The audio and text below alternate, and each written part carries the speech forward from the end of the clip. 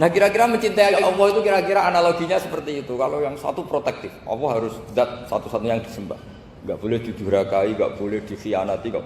Sehingga ini sangat keras sekali. Nah, ini Nabi Nuh. Di sini ada Nabi Ibrahim, karena orang yang zat yang kita cintai bersifat ghafur. Jika kalau kita terlalu tegas beda dengan sifatnya Allah yang bersifat ghafur. Nah umatnya Nabi seperti itu mulai dulu. Ada yang moderat, ada yang keras, ada yang setengah keras, setengah moderat. Ada yang ngambil sikap bahwa urip mangan turu ngenteni mati. Nah, itu lebih baik itu timbang punya istihad tapi gak jelas, mendingan. Itu ada riwayatnya, suatu saat ibadah akhir umatku terbaik adalah tidur. Maksudnya tidur itu gak ngambil sikap, masyhur itu. Saya beri riwayat yang ada di Bukhari Muslim. Satakunu fitanun al-qa'id fiha khairun al-qa'im wal qa'in fiha khairun al-masi wal masi fiha khairun nasai. Nanti di akhir zaman itu banyak fitnah, kata Rasulullah.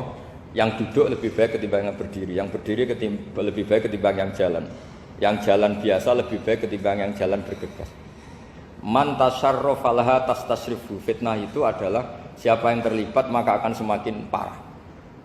Sehingga semenjak itu ulama berpikir nanti di akhir zaman kalau ada fitnah itu sebaiknya orang ngambil sikap sepasif-pasifnya, secuek-cueknya. Jadi semua syurahul hadis sepakat makna hadis ini apa? Orang disuruh sikap secuek-cuek. Misalnya pilihan presiden, contoh kecil pilihan presiden. Mungkin para intelektual nggak merasa, tapi kalau ulama itu cara berpikir beda. Pilihan presiden, kamu fanatik milih A, yang satu fanatik milih B, ya presiden atau bupati atau gubernur. Terus yang satu bilang gini, wah kalau nggak di presideni A, nggak di bupati A, nggak di gubernur A, negara ini rusak. Mungkin betul dari segi jejak rekamnya A ini bagus. Tapi pertanyaannya secara tauhid, bagaimana Anda menggantungkan kesejahteraan sama makhluk? Kamu nggak pernah terusik begitu kan para intelektual? Itu kan melukai. Bagaimana mungkin Anda menggantungkan kesejahteraan dengan seorang makhluk? Wah kalau di presiden A pasti Indonesia makmur, kalau bupati A pasti Sleman makmur, pasti Bantul makmur. Nah, bagaimana mungkin makhluk yang sedang soleh kamu pastikan selalu soleh? Wong dia makhluk bisa berubah.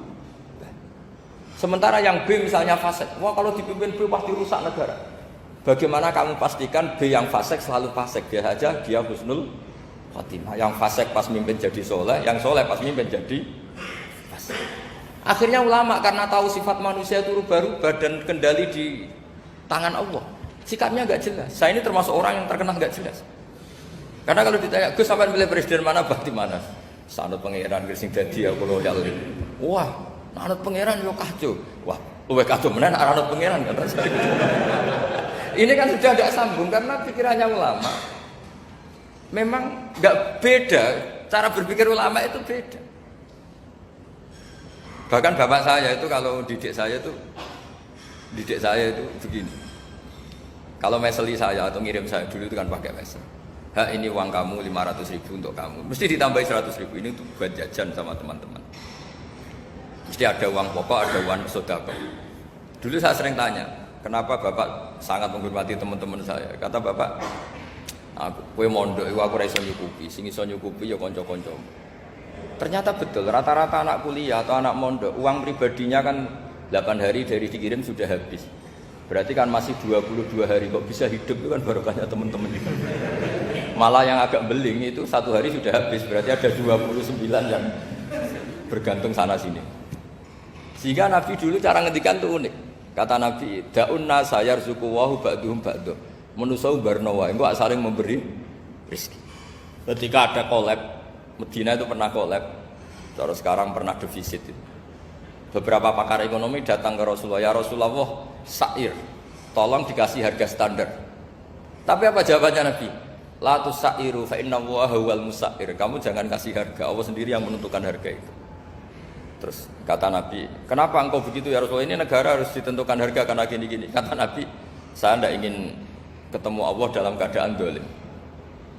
Tapi ini tentu di teori ilmu modern ini masalah. Tapi menurut orang modern. Tapi kalau menurut ilmu hakikat itu nggak akan masalah. Misalnya, kenapa Nabi tidak menentukan harga dalam keadaan negara seperti itu? Jawabannya pakar-pakar hakikat, ya saya ulang lagi pakar-pakar hakikat begini, misalnya ada orang menimbun supaya nanti harganya mahal ya. Terus ditimbun terus sampai nunggu harganya mahal. Lama-lama dia sadar kalau timbunannya nggak ada gunanya karena ternyata orang nggak beli. Nah, ketika orang nggak punya kemampuan beli, yang menimbun juga tidak punya uang. Nah, tapi kalau sampean tanya, tapi Gus nak tuku barang pokok kan kita mati karena kehabisan stok. Itu masalah tauhid Anda. Bagaimana mungkin kamu membayangkan seorang makhluk tidak bisa hidup atau nggak dapat rezeki? Nabi itu orang yang sampai ke derajat hakikat, dari tidak pernah bayangkan gitu. Saleh sampean jadi orang yang tauhidnya masalah. Sehingga terus bayangkan, wah kalau negara ini keos, wah kita makan apa? Kalau negara gak stabil, wah kita gimana? Itu tidak bisa seperti itu. Dulu ketika kita dijajah Belanda, itu kiai-kiai kita, Mbah Hasyim Asy'ari, Mbah Ahmad Dahlan, mondoknya di Mekah. Sampai alim alama, dua beliau Mbah Hasyim sama Mbah Ahmad Dahlan itu ngajinya sama-sama Syekh Khotib Minangkabau. Cuma Mbah Hasyim lebih menekuni ke Syekh Mahfud Termas, yang satu menekuni Syekh Khotib Minangkabau. Jadi dua beliau itu ngaji di guru yang sama. Mbah saya, buyut saya itu ya sudah mondok Mekah. Itu zaman dijajah Belanda. Sekarang kita agak dijajah, enggak mondok di sana. Buyut saya itu zaman itu sudah haji. Buyut kelima saya. Itu dulu kalau ingin cari tempat yang teduh, itu masuk ke gua.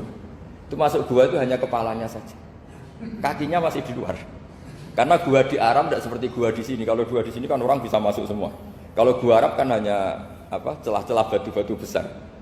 Sehingga ketika Rasulullah hijrah ke Madinah, singgah di Gua Sur, kata Abu Bakar gimana? Andai kan ada orang kafir di depan gua, kata Abu Bakar gimana? Andai kan mereka melihat kakinya, pasti melihat kita. Karena gua di sana itu satu tubuh tidak bisa masuk penuh. Kalau gua di sini kan ada yang mobil saja bisa masuk. Nah itu bahasa ya kalau mau istirahat itu masuk gua, separuh badan di dalam gua, separuhnya masih di luar. Nah sekarang terus kita bilang, wah kalau kita negara tidak stabil kita haji kemana? Dulu zaman dijajah Belanda ya kita bisa haji. Soal kebahagiaan, nenek moyang pulau jenengan tuh anaknya banyak. Dijajah Belanda, jajah Jepang ya nyatanya anaknya banyak-banyak. Itu kira-kira bahagia apa enggak? Nah, artinya gini ya tentu kita tidak ingin dijajah itu tentu ya. Tapi kita ini selalu latah. Wah kalau ekonomi jatuh kita makan apa? Kalau kita dijajah kita tidak perlu seperti itu. Rahmatnya Allah Ta'ala itu akan adrokatna. Rahmatnya Allah Ta'ala akan menemukan kita. Apapun kondisi kita, apapun keadaan kita. Ini cara berpikir tauhid. Sehingga Nabi itu tidak pernah bayangkan umatku narata tunggoni piye, ditunggoni Allah. Sehingga masyhur dalam hadis-hadis sahih, la tazalu ta'ifatun min ummati dzahirina 'alal haq la yadurruhum man khadalahum wala man khalafahum wala man nawa'ahum. Selalu di umatku ada kelompok-kelompok yang selalu membela kebenaran dan tidak akan terkalahkan oleh kesesatan di akhir zaman. Kenapa? Cara berpikir orang tauhid itu sederhana begini. Allah menamakan dirinya Al-Hadi, penunjuk jalan. Dan sifat Allah pasti nafidah karena Allah tidak terkalahkan. Sama seperti Allah menyifati dirinya Ar-Razzaq, Ar-Razik yang memberi rizki. Maka orang segoblok apapun, selumpuh apapun, selemah apapun tetap dapat rizki.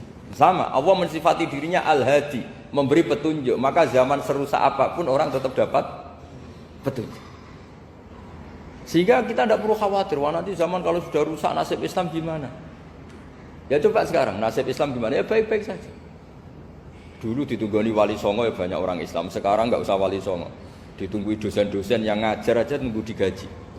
Kiai pidato ya ada yang beri salam tempel. Itu kalau nuruti definisi ikhlas itu tidak ada yang masuk. Tapi meskipun demikian agama juga jalan. Kenapa agama ini jalan? Karena Allah Al-Hadi, penunjuk jalan. Ketika Allah mensifati dirinya penunjuk jalan dan sifatnya Allah pasti nafidah, pasti terjadi. Karena Allah tidak pernah gagal. Sehingga agama ini akan ada terus sampai akhir zaman. Coba Amerika kayak apa Islamofobia? Di Amerika tambah lama tambah banyak Islam, Eropa juga gitu, Australia juga gitu. Andai kan nuruti teori sosial, sudah dunia sudah materialistik kayak gini, orang dohirnya itu akan meninggalkan agama. Nyatanya enggak juga. Saya pernah di Korea seminggu, itu di negara ateis. Itu TKI ke sana tuh nyari uang. Ternyata ya kepikiran bikin masjid, bikin komunitas Islam. Coba siapa yang menggerakkan hati itu? Hanya Allah Subhanahu wa Ta'ala.